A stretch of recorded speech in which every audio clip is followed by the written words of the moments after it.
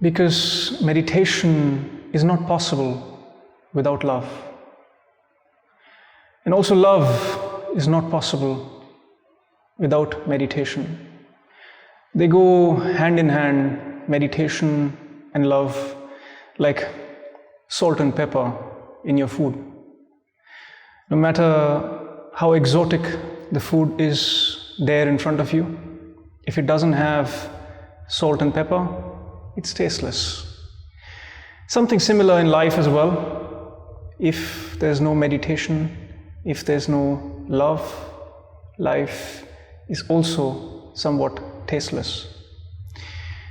Let's very briefly talk about love. What is the source of love in our life? There was a lady, she went to the doctor.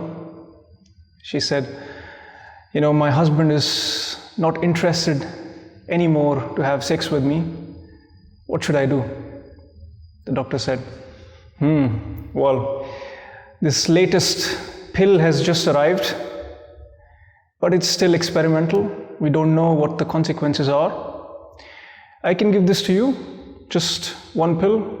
Give it to your husband, put it in the food, and let me know what happens. So she took the pill. She went back. After a week, she came very happy. The doctor asked what happened.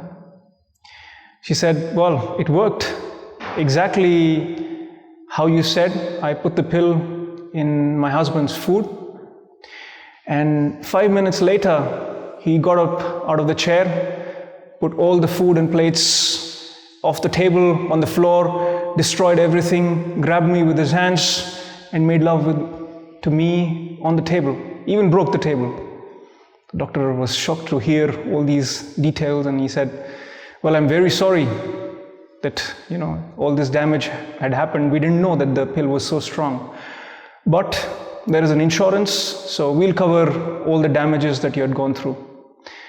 The woman said, no, it's okay. We are not going to go to this restaurant anyways. Give me some more pill. This sex is one source of love.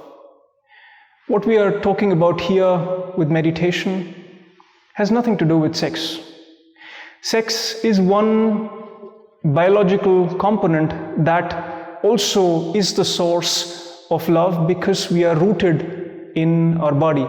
You can call this as instinctive love, where you're fulfilling instincts and it's there. The love is there for a few minutes, days, weeks, and then it's not there again. This is one extreme of instinctive love. Then there is another source of love, which is our mind, our head. What it does is, if some conditions are fulfilled, then it can generate love as well. You can call it conditional love, that is arising out of the mind, out of the head, when certain conditions are fulfilled. If your logic, if your desire, if your wishes are fulfilled, then there is love. That conditional love is what arises out of the head. And this love is also temporary. This is also constantly changing with your desires, with your wishes. For example, you must have known some of these people, maybe we are one of these people who otherwise don't love our parents or grandparents, and suddenly one day the grandparents or the parents declare some unexpected inheritance. The love arises. Suddenly we start loving the parents, the grandparents, and start respecting them, caring about them, and so on. So all this love is still conditional, which is arising out of the head.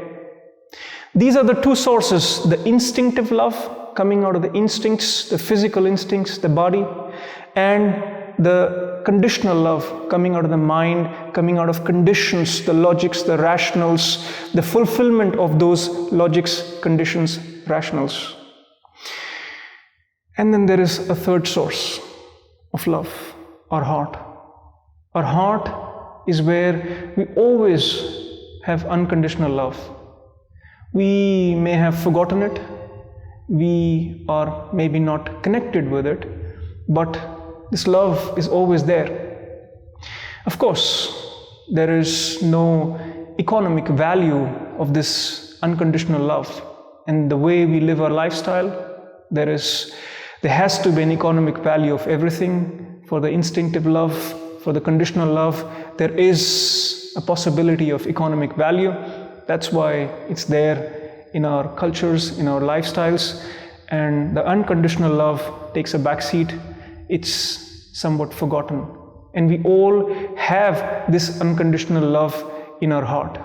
We all carry this unconditional love in our heart. And meditation is that space, is that chance where we can come down from the head, coming down from our conditions to our heart, when we can rise above our instincts, rise above the sex to the heart, and discover this unconditional love that is there in our heart,